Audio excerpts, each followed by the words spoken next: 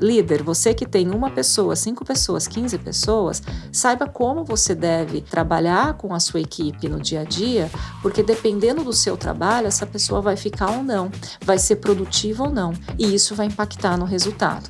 Então, a RH está olhando para tudo isso, mas quem faz a mágica acontecer é a liderança.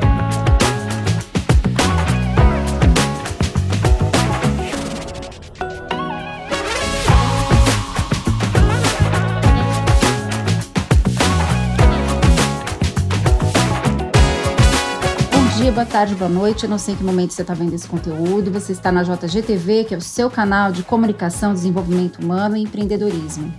E hoje eu estou aqui com a Daniela Diniz, do Great Place to Work. Vai ser um papo bastante interessante sobre carreira, cultura empresarial, sobre as melhores empresas para se trabalhar no Brasil. Tudo bom, Daniela? Obrigada por ter vindo. Tudo bem, e você? Obrigada pelo convite. Legal. Dani, vamos começar explicando como é que funciona o Great Place to Work, mais conhecido como GPTW, né? Que para as pessoas aí se situarem, quem está procurando as melhores empresas para trabalhar, como funciona essa avaliação das empresas, o que fica evidente para o executivo que está querendo entrar nas empresas, querendo escolher o seu local para trabalhar. Explica direitinho para a gente. Eu acho ótimo começar por essa pergunta, Jussara, porque há muita confusão, né, do que é o Great Place, né, o que é o selo, o que é o ranking, como é que eu faço para ser uma dessas empresas. Então, de uma forma bem didática, né, a gente avalia ambientes de trabalho por meio de uma pesquisa, né, e a gente tem uma primeira etapa, que é a etapa da certificação. Então, a empresa aplica uma pesquisa tradicional ali de clima, né, um questionário, os funcionários vão responder essa pesquisa e tendo uma nota, né, uma favorabilidade ali de 70%, essa empresa, ela adquire o selo Great Place to Work, que é aquele que muita gente conhece, que está escrito empresa certificada. Esse selo é válido por 1 ano. As empresas que participam do ranking é outro processo, né, então eu gosto dessa pergunta porque ela também explica direito a diferenciação entre selo, certificação e ranking, né? Então, para a empresa participar de um ranking, o pré-requisito é ela ser certificada. Então, a gente tem essa etapa anterior. Ela sendo certificada, ela pode participar de um dos rankings do GPTW. Hoje a gente tem mais de 40 rankings, que é uma outra também questão que as pessoas muitas vezes não sabem, né? Que rankings? A gente tem o ranking nacional, que talvez seja o mais conhecido, né? Que classifica as melhores empresas para trabalhar no Brasil, mas também tem os rankings setoriais e os rankings estaduais. E aí, dependendo da natureza dessa empresa, vamos supor que é uma indústria da Bahia, né? Ela pode, ao ser certificada, participar do ranking nacional, do ranking indústria e do ranking Bahia. Então, aí a gente tem um outro momento, e nesse momento, para participar do ranking, vale a nota do questionário anterior e também é preciso entregar um questionário de práticas, né? Um levantamento da parte mais qualitativa da empresa, né? E aí ela vai concorrer quase como num vestibular, né? Com outras empresas, e a gente, então, tem a classificação dos rankings. Então, tem as Great Place to Work, né? Selo, as melhores empresas para trabalhar selecionadas, classificadas, né, e que recebem esse atestado, e as melhores entre as melhores, que são as ranqueadas, né? E o que a gente avalia, né, e um ponto importante para falar também, que as pessoas falam, o GPTW deu o selo, né, ou o GPTW colocou no ranking. O GPTW não dá selo e nem coloca em ranking, né, não é a gente que classifica, porque é o funcionário que está dizendo se aquela é uma boa ou não empresa para trabalhar. Então, é a percepção do funcionário, especialmente quando a gente fala do selo, né, a percepção dele que vai dizer se aquela empresa é boa ou não, com base em critérios que vão avaliar a qualidade da liderança, a credibilidade, o respeito, a camaradagem. Então, as relações de trabalho com uma metodologia pautada num ponto fundamental, que é confiança. Né? Não é à toa que o nosso índice, né, ele chama Trust Index, né? Então, a gente mede as relações de confiança no ambiente de trabalho. Então, todas as perguntas, elas são pautadas em alguns pilares, como eu disse, credibilidade, mas a base, né, o pilar fundamental é confiança. Legal. um dos rankings certamente avalia a questão de saúde no trabalho, enfim. Com a questão da NR1, o que mudou? As empresas adquiriram, mostraram maiores índices, melhores práticas, mudaram suas práticas. O que foi possível constatar a partir dessa... Desde que se fala em NR1, desde que houve essa determinação? Acho que é legal a gente trazer uma questão histórica, né? Então, Great Place to Work, a gente está comemorando, né, celebrando, né, completando 30 anos de história, né? De 30 anos do primeiro ranking a ser divulgado no mundo, que foi aqui no Brasil, né? Então, a empresa nasce nos Estados Unidos, a gente está em 170 países, mas são 30 anos de história. Quando a gente olha para o pilar saúde, né, e qualidade de vida, que é um pilar sempre que fez parte da nossa metodologia de avaliar como esse funcionário ele entende que aquela empresa cuida dele, né?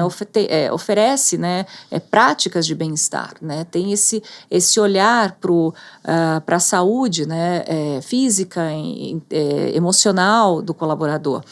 Isso não é de hoje nas melhores empresas, né? Então, quando a gente olha para essa linha do tempo, é interessante ver o quanto essas organizações, e aí falando especialmente das melhores, elas são muito maduras nessa questão. Então, você sai ali e eu adoro, né, estudar essa parte mais histórica, como as empresas vão mudando ao longo do tempo e como as melhores vão respondendo às mudanças no mundo do trabalho, né? Que eu sempre digo, né, o mundo muda, a sociedade vem mudando, o mundo do trabalho tem que mudar também, e as melhores empresas, elas acabam sendo essa vanguarda, né? Elas acabam trazendo essas práticas, antecipando algumas práticas para responder. A gente vem de uma época, lá no passado, em que a gente falava, você deve lembrar disso, de sala de descompressão, Sim. de redes de descanso, sim, né? A anterior até, que saúde se resumia a ter um bom plano de saúde para a família, para o colaborador e para a família, e isso vai evoluindo ao longo do tempo. Quando chega uma NR1, a gente percebe hoje que as empresas estão ainda mais maduras, né? A gente tem um relatório que soltamos semana passada que avalia justamente as tendências em gestão de pessoas, né? Não tem a ver com a pesquisa metodológica do Great Place to Work, mas a gente também tem um pool de estudos, e esse avalia especialmente as prioridades e desafios na gestão de pessoas. E um dos temas é saúde. E uma das perguntas é justamente sobre o impacto da NR1. Legal. O que a gente percebeu é que as empresas, a NR1 trouxe, né, um amadurecimento mesmo para esse olhar, né? Então, assim, as empresas estão percebendo um efeito, estão começando a mapear mais os riscos psicossociais, investindo mais numa liderança, para que essa liderança entenda os primeiros sinais relacionados a questões que envolvem a saúde mental, emocional do colaborador, investindo em palestras, investindo em consultorias, e isso fica muito evidente nas melhores empresas. Então, esse guarda-chuva, saúde, bem-estar, qualidade de vida, ao longo do tempo, ele fica cada vez mais fortalecido. Legal. E não só num item específico, né, mas impacto geral na cultura da empresa, de forma... Impacta, e isso é legal ver, porque no passado, a gente, voltando para esse guarda-chuva, qualidade de vida, eram práticas pontuais. Eu já citei aqui, né, o plano de saúde, o plano odontológico, sim, a academia na empresa, né, quem não vai lembrar disso? Academia, as boas empresas ofereciam uma academia, você ter um bandejão com uma alimentação equilibrada, né, contrata nutricionista, contrata psicólogo, cria um ambiente, né, para relaxar, vai introduzindo práticas que eram bacanas, mas eram práticas isoladas da cultura, né? Eram práticas assim, pontuais, né? Ao longo do tempo, e a NR1 ajuda muito nisso, você percebe que a saúde começa a fazer parte, sai do pontual, começa a fazer parte da estratégia da empresa, né?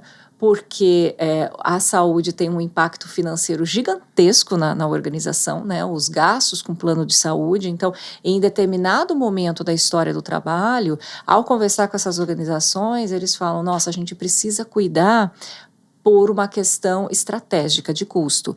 E hoje a discussão não é nem sobre estratégia, é sobre cultura. Então a gente vê a evolução da temática saúde de práticas isoladas e pontuais para uma pauta estratégica e para hoje algo que faz parte da cultura. Mas de novo falando de um grupo de empresas bem especial, né? Bem resolvidas, né, com relação a isso. Bom, existe ainda no mercado algum certo ceticismo com rankings, com premiações, com certificações, enfim.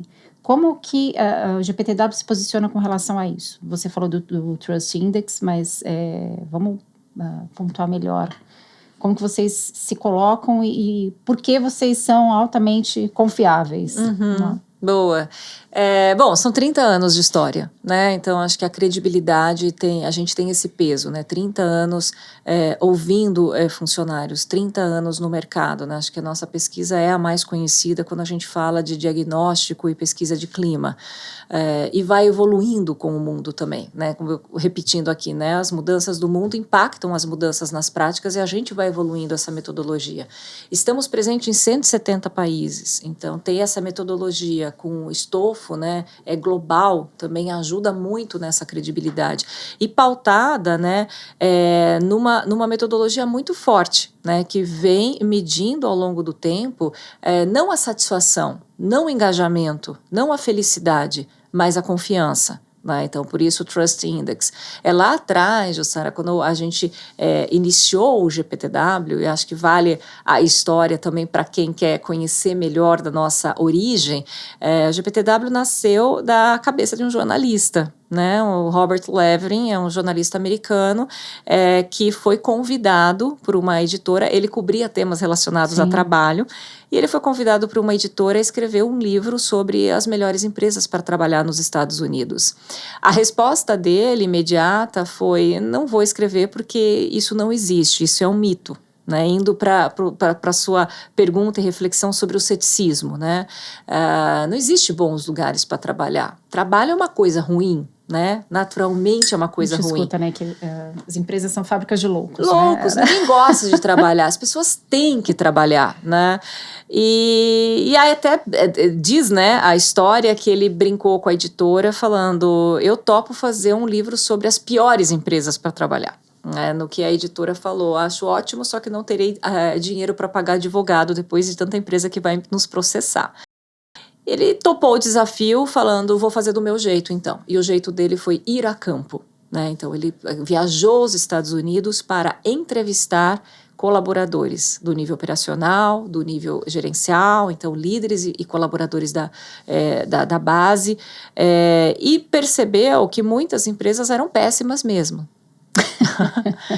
Mas tinha um grupo de empresas em que os funcionários adoravam o trabalho, adoravam os seus chefes, adoravam os colegas, intitulavam aquilo como o ponto positivo realmente de satisfação, de realização.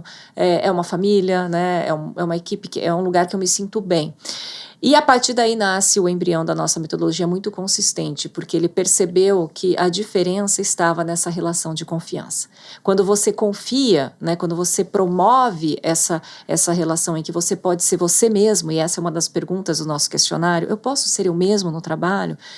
Quando você tem uma liderança, né, que te escuta, uma liderança que realmente te dá voz para você falar o que pensa ou não, criticar ou não alguma situação, algum projeto, alguma ação, enfim. Quando você se sente confortável, você gera essa relação, né? A liderança acaba promovendo essa experiência no dia a dia, a melhor experiência para cada um. Esse conjunto de experiência positiva é o que forma uma cultura. A cultura ser positiva ou a cultura ser tóxica, né? O conjunto de experiência, desde o bom dia inicial até, né, você ter o reconhecimento financeiro, o reconhecimento não financeiro, você ter oportunidade de desenvolvimento, de crescimento na carreira, dentre tantos outros fatores que a gente avalia. E uma cultura forte, né, uma cultura positiva, ela impacta nos resultados. Então, tudo isso, né, é a base da nossa metodologia. Tudo começa com essa relação de confiança promovida pela liderança, que cria um conjunto de experiências positivas que molda uma cultura que impacta a performance.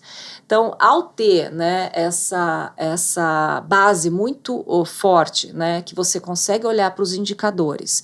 E um outro ponto interessante da nossa metodologia é que não é uma média final, né? Os funcionários respondem e pronto, na média ela é uma boa empresa para trabalhar. A gente tem um indicador chamado For All, né? Que significa para todos, que é para entender se essa experiência, que eu acabei de falar aqui, né, esse conjunto de experiência, ele vale para todos. Né? Porque às vezes você tem empresas em que para a liderança é muito boa, mas para a base não. E então é uma experiência distorcida e pode dar um resultado distorcido. Ao avaliar, né, dentro dos nossos algoritmos, se essa é uma experiência positiva para todos, independentemente do tempo de casa, independentemente do cargo, independentemente se é homem ou mulher, se é jovem ou mais experiente, né, independentemente de várias variáveis, essa é uma boa experiência. Então a gente avalia esse conjunto também. Né? Entendi. Com tudo isso, né, o nosso ranking ele é muito sólido, né? Então a gente leva isso para o mercado, não é à toa que está em 30 anos, em 170 países e é reconhecido no mundo todo. Legal.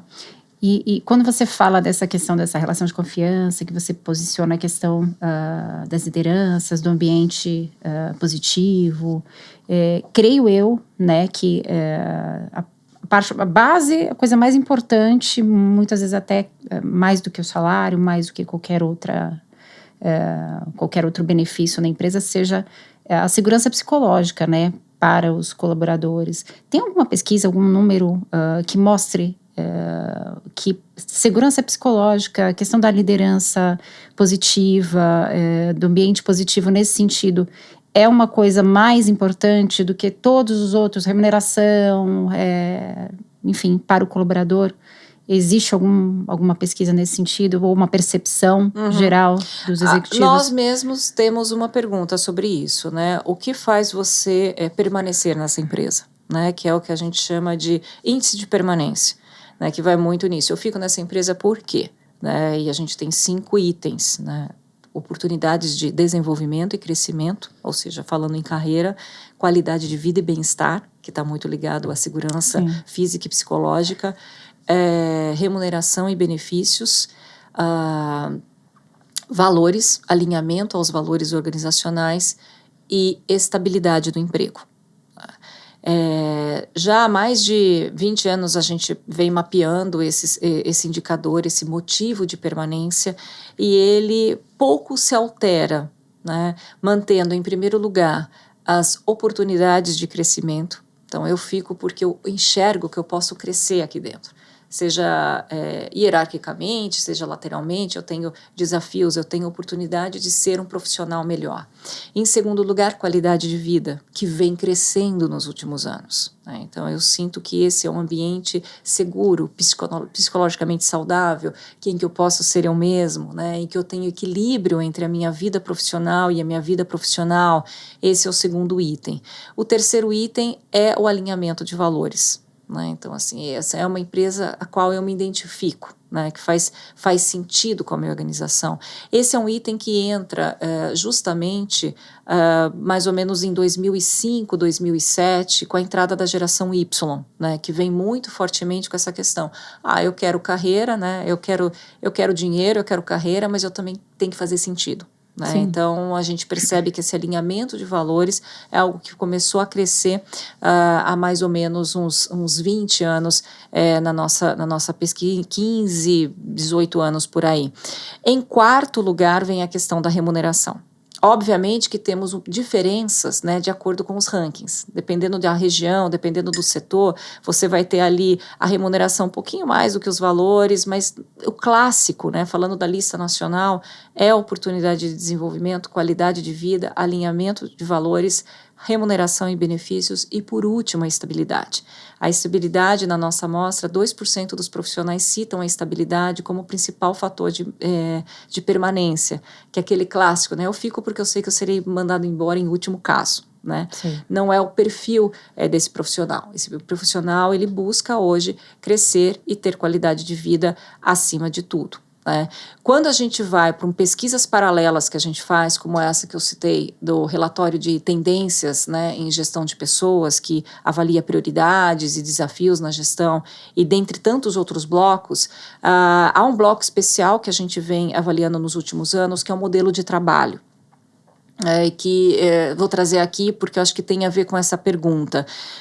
Essa era uma pergunta que eu ia fazer na sequência. Então, assim, já vou antecipar e depois, se você Legal. quiser falar mais sobre isso, porque a gente vem avaliando, obviamente, essa temática da pandemia para cá. Né? Sim. Antes disso não fazia sentido algum, né? O que eu falo, eu sempre brinco com isso, né? Eu falo, até 2020 nenhum candidato a emprego chegaria e falaria, eu tenho que vir para o escritório todos os dias. Essa era uma pergunta irreal, né? O entrevistador ia simplesmente falar o que essa pessoa está pensando.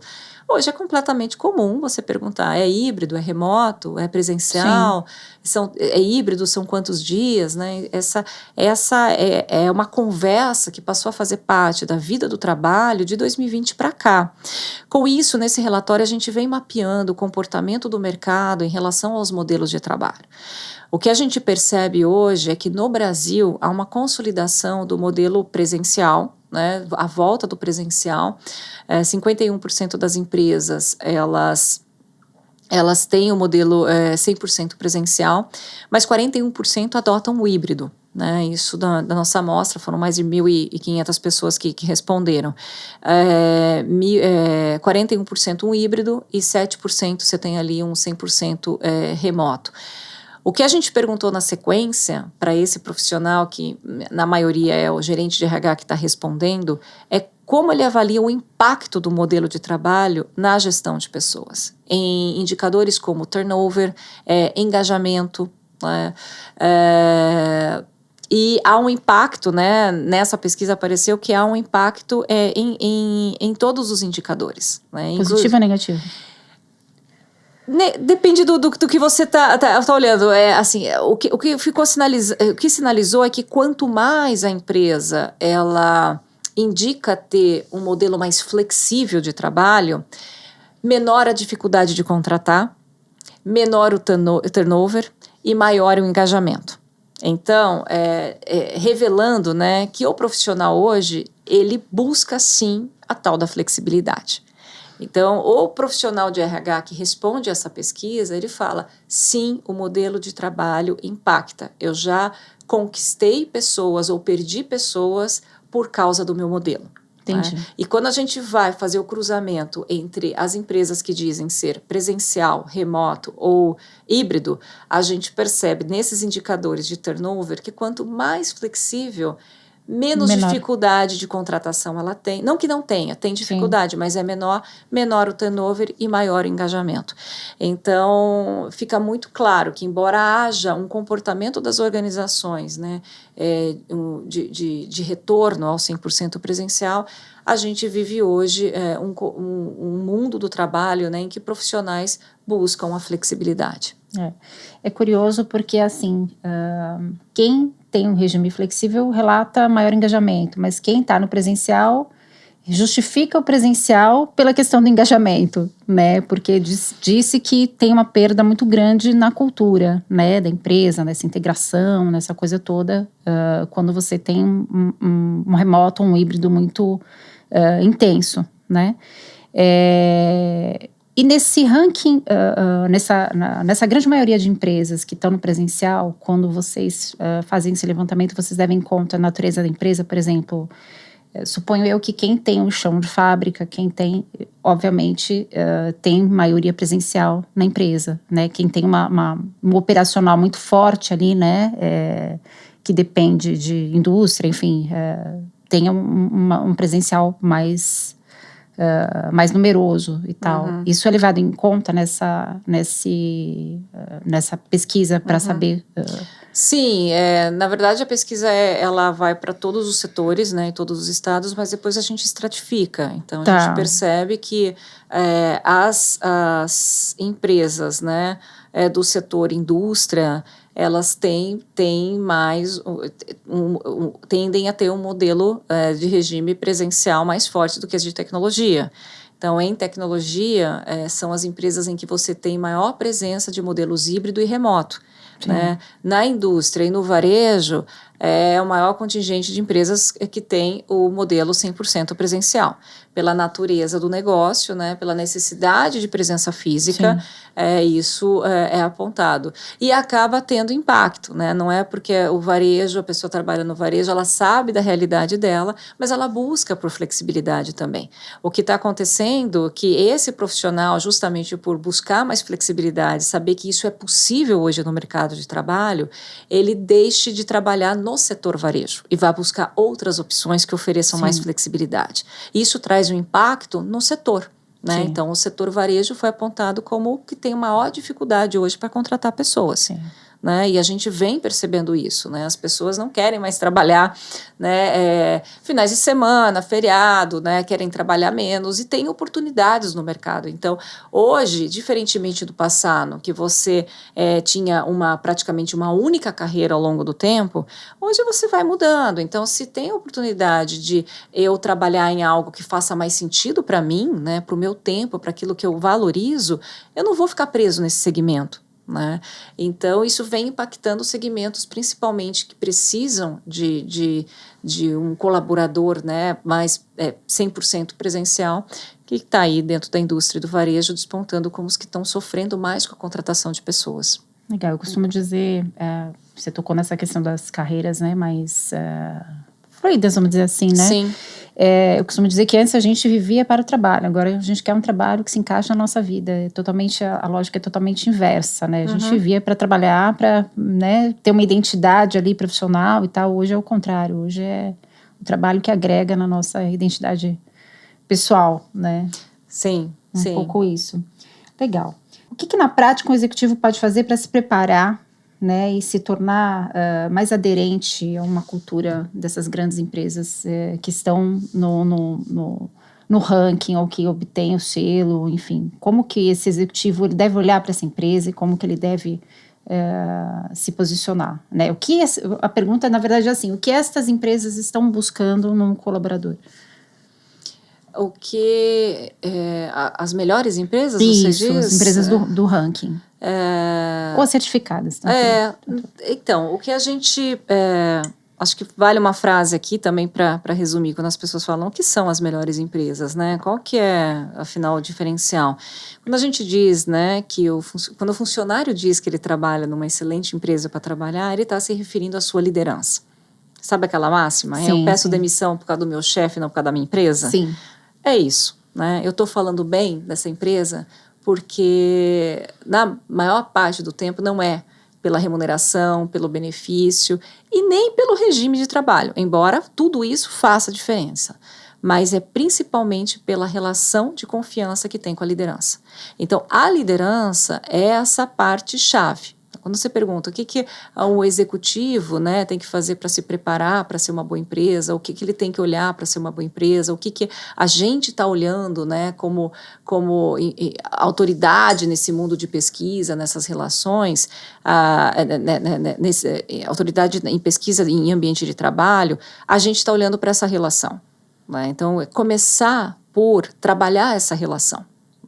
Ser uma boa empresa para trabalhar não é resultado de uma ação do RH, não é resultado de conjunto de políticas e práticas robustas, de ter uma remuneração acima do mercado, de ter um cardápio de benefícios diferenciado. Isso não faz diferença? Claro que faz, o colaborador gosta de ser muito bem pago, de ter uma boa cesta de benefícios, né? Ninguém vai dizer que não, mas essencialmente é essa relação direta com as suas lideranças. Então, quem estiver se preparando, né, ou quiser entender melhor o que fazer, né, qual que é o segredo, né, o que a gente está olhando, é essa relação, é o quanto que essa liderança está conversando com a sua equipe no dia a dia, está dando os feedbacks adequados, e não é aquele feedback pontual uma vez por ano depois da avaliação de desempenho, né? Essa conversa que ela é frequente, é o diálogo frequente, é ter o que a gente ficou muito famoso no mercado, né? Tal da escuta ativa, né? O que é isso? É ouvir as pessoas. Você está num Zoom, você está remoto, híbrido ou não, né? Converse com as pessoas, escuta as pessoas, dê voz às pessoas, envolva essas pessoas em projetos de inovação. Tem uma análise que a gente faz na nossa pesquisa e que resulta num índice chamado IVR, que é o índice de velocidade da inovação da empresa, que é a capacidade que ela tem de inovar. E as empresas que convocam todos a inovar, né, aceitam as ideias, abrem suas estratégias, elas têm uma capacidade maior de inovar. Então, a gente ainda tem muitas empresas que vivem em silos, né? Tipo, a parte da inovação e da estratégia é um departamento ou fica reservado à gerência para cima, né? De gerência para baixo, ninguém vai falar em inovação, ninguém vai sugerir nada, né? E aí, de novo, está um ponto da cultura. Quem está movendo e trabalhando essa cultura é a liderança, em pequenas ações, né?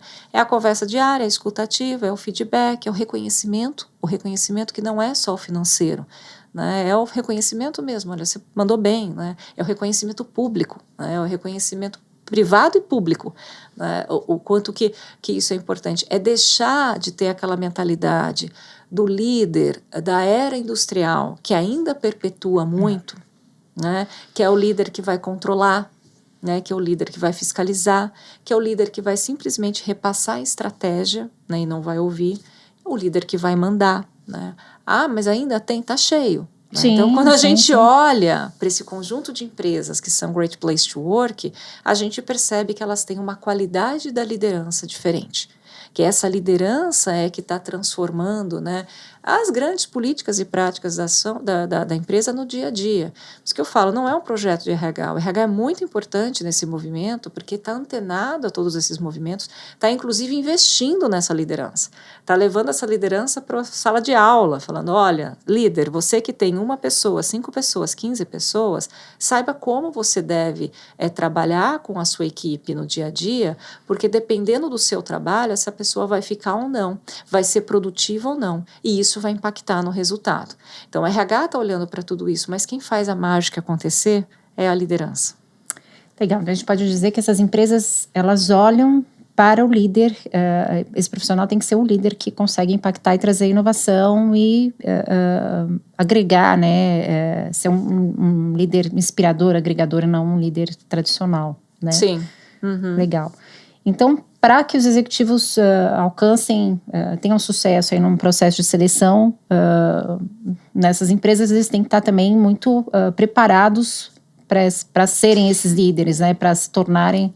Sim, Jussara, isso fica muito evidente, né? Quando a gente olha para a política de contratação de líderes nas melhores empresas para trabalhar, elas vão olhar para esse comportamento humano. Né? Então, se no passado as empresas olhavam, eu quero líderes que entreguem resultados, ponto, embora elas querem líderes que entreguem resultados, isso inclusive foi apontado na nossa pesquisa de tendências como a principal característica esperada de um líder, eu quero que entregue resultados, mas vem todo um conjunto embaixo, e quando a gente fala de melhores empresas para trabalhar, não basta essa liderança dizer que ela é eficiente na entrega de resultados em bater metas. Sempre vai perguntar, mas como é que você chega nesse ponto? Como é que você faz isso? Né? Como é que você conduz o seu time? Espremendo a equipe até sair sangue. Exato. Como é que é o seu estilo de gestão? Né? Então, esse executivo ou executiva que está olhando ali e fala, poxa, eu quero mudar de emprego, quero ir para uma Great Place to Work, quero para uma empresa que seja reconhecida no mercado como excelente lugar para trabalhar, será que eu tenho espaço? Né? Se você for um bom líder nesse sentido, né, das relações humanas, né, de saber construir relações de confiança, de ter um perfil de mentor, né, de desenvolver a pessoa, de olhar para além do crachá. Né, e, de novo, a gente volta para a mudança da mentalidade da era industrial. Na era industrial, que ainda perpetua em muita liderança, eu estou olhando para o seu cargo apenas e para o seu crachá, e não para você como pessoa. A liderança atual, essa liderança das melhores empresas para trabalhar, ela precisa estar olhando para a pessoa. Ela precisa saber se a pessoa, né, minimamente, não precisa ser íntimo da pessoa. A pessoa, mas tem um limite da intimidade, mas é casado, é solteiro, tem filho, tem pet, onde mora, vem de carro, é o mínimo, né? vem de metrô, é o mínimo. Você conhecer a pessoa, Sim. né? Porque isso vai te dar abertura, é a base da confiança. Como é que você vai criar a relação de confiança se você manter um distanciamento e falar, só me interessa a sua entrega, né? Não tem como criar, não tem como ultrapassar, tem que ultrapassar essa barreira, né? Tem que ser mais próximo.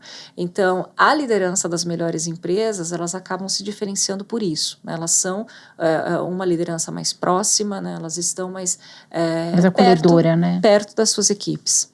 Legal, bacana. O quanto impacta na carreira de um executivo fazer parte das grandes empresas para se trabalhar? Isso tem alguma estatística, está visível nos rankings? Olha, impacta não só na vida do executivo, mas do colaborador, né? Você passa por um processo ali. Sim, eu falo executivo, mas ele é o colaborador de maneira geral. Colaborador, né? De forma geral, né? Eu passei por uma empresa, claro, que depende da relação que ele teve com essa empresa também, né?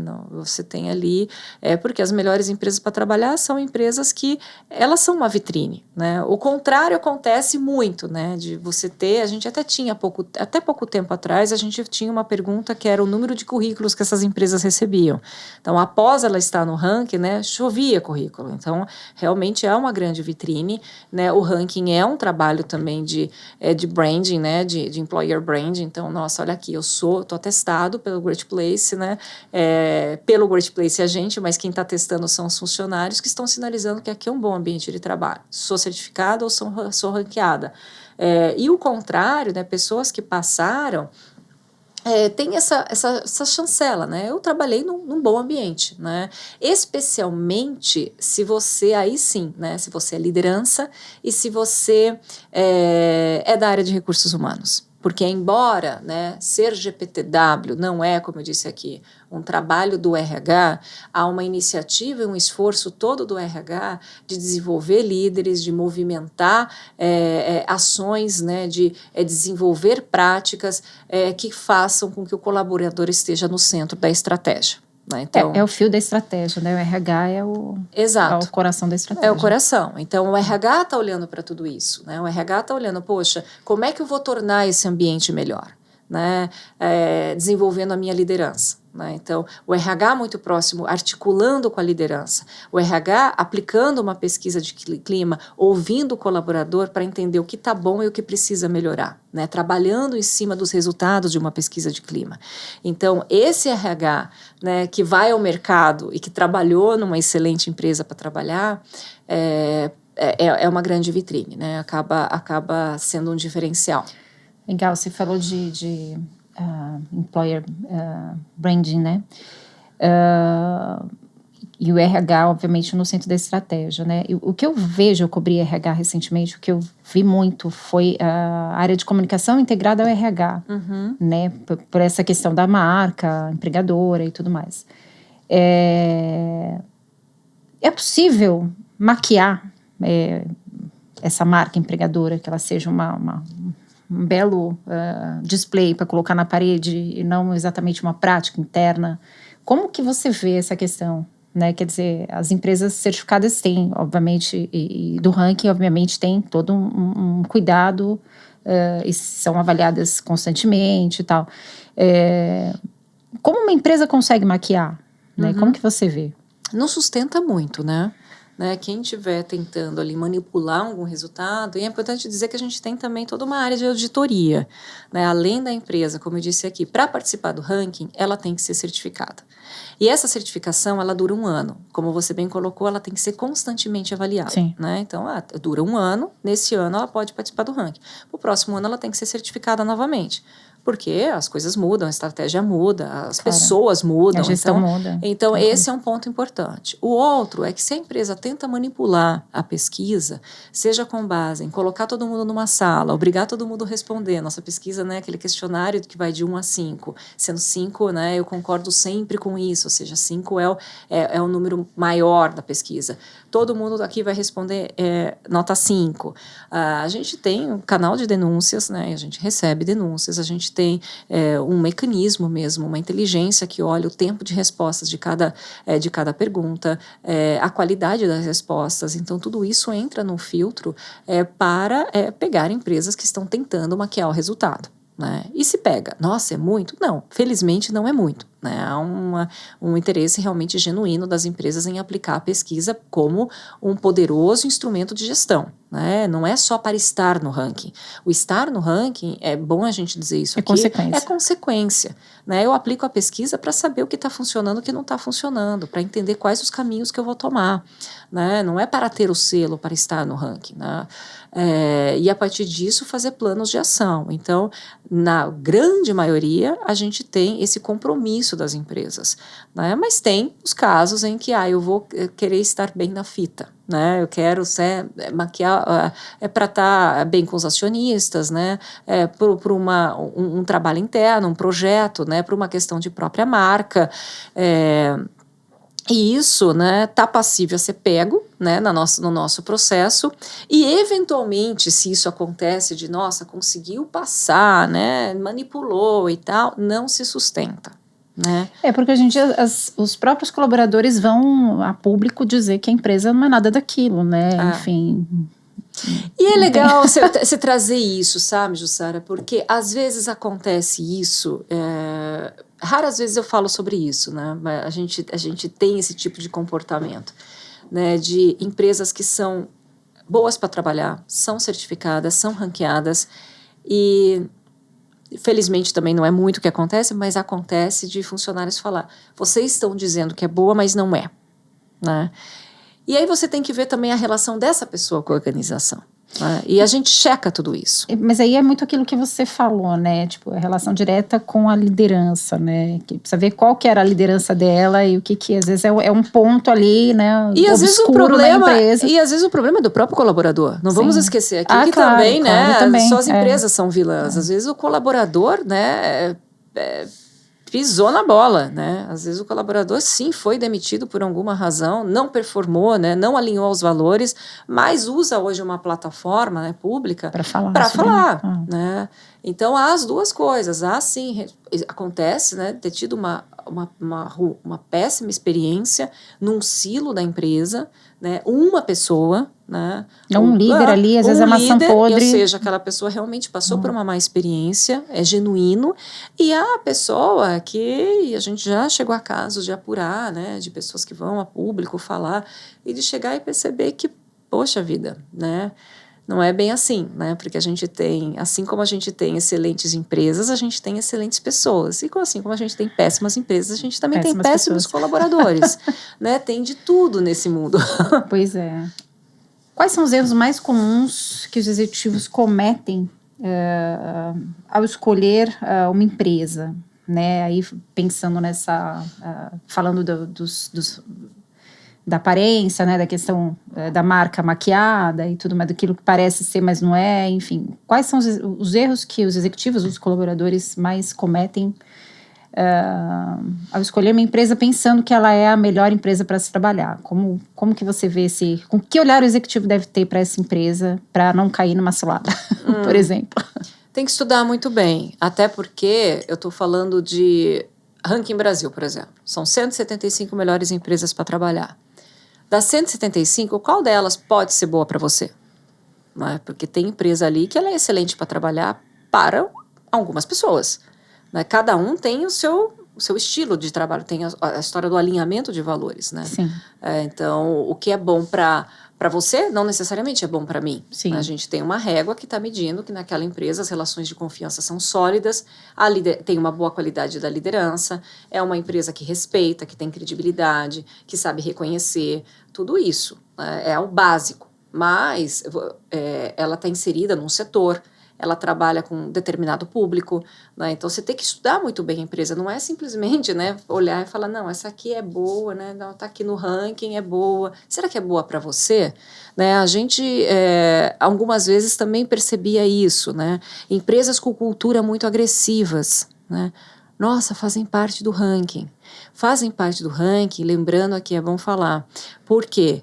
quem está dizendo que aquela empresa é boa ou não para trabalhar não é o GPTW, é o funcionário. Aquele funcionário está alinhado aos valores da empresa e para ele, aquela cultura faz todo sentido. Sim. Se tem uma pessoa que não compactua daquela cultura, da forma agressiva ou mais passiva da empresa, não vai dar certo, né? Mesmo ela sendo uma boa empresa para trabalhar.